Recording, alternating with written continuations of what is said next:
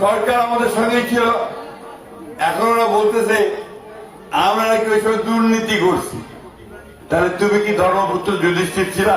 ওই সরকারে তো তুমিও ছিলা। আগামী 12 তারিখে, ফেব্রুয়ারি 12 তারিখে 15 দিন পর এই ভোটটা হবে। এই ভোটে আপনাদেরকে সিদ্ধান্ত দিতে হবে যে আপনারা কি চান। দেশে কি শান্তি চান, উন্নয়ন চান, স্কুলটার উন্নয়ন চান, রাস্তাঘাট নির্মাণ চান, ছেলে মেয়েদের চাকরি চান? তাহলে ওই যে পরীক্ষিত দলটা আছে, মানুষটা আছে, এই পরীক্ষিত দল মানুষকে ভোট দিতে হবে, তাই না? পরীক্ষিত দলটা কি? শীষ মার্কা বিএনপি, তাই না? বন্ধুগণ, আমি বক্তব্যটা দীর্ঘ করবো না। আজকে খবরের কাগজ খুলে দেখি যে আমাদের আরেকটা দল, যারা আগে আমাদের সঙ্গেই ছিল, 1991 সালে ছিল না, কিন্তু না আমাদের সঙ্গে ছিল না, আমাদের সঙ্গে আসছে 2001 সালে। 2001 সালে সরকার করছিলাম, তাদের দুজন মন্ত্রীও ছিল, নিজামী সাহেব আর মুজাহিদ সাহেব। সরকার আমাদের সঙ্গে ছিল, এখন ওরা বলতেছে আমরা নাকি ওই সময় দুর্নীতি করছি।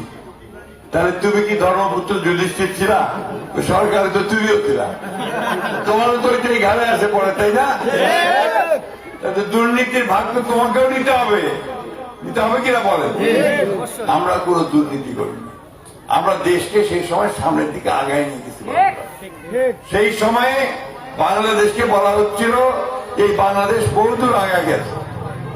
এই বাংলাদেশে তখন আপনার কলকারখানা তৈরি হচ্ছিল, পোশাক শিল্পে 15 লক্ষ মেয়ে শ্রমিক কাজ করত।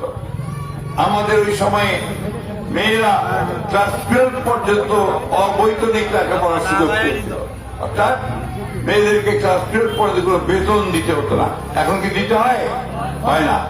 ওইটা তখন কিন্তু বেগম খালেদা জিয়া সেটা করছে। এই স্কুলটা একটা ঐতিহাসিক স্কুল, এখানে গণতন্ত্রের জন্য আপনারা লড়াই করেছেন। এই স্কুল সবার আগে উন্নত হবে।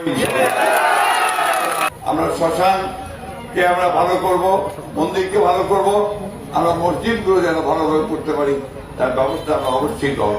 আমার বয়স হয়ে গেছে, এটাই বোধহয় আমার শেষ নির্বাচন, এরপরে আর কোথায় নির্বাচন করতে পারবো না। আপনারা সবসময় আমার সঙ্গে ছিলেন, আগামী দিনে আমার সঙ্গে থাকবেন। 12 তারিখের ভোটে আমাকে আপনারা যদি ধানের শীষে ভোটে নির্বাচিত করতে পারেন, আল্লাহর হুকুমে আমি আপনাদেরকে কথা দিচ্ছি, আমি আপনাদের অসংখ্য কাজগুলো করার চেষ্টা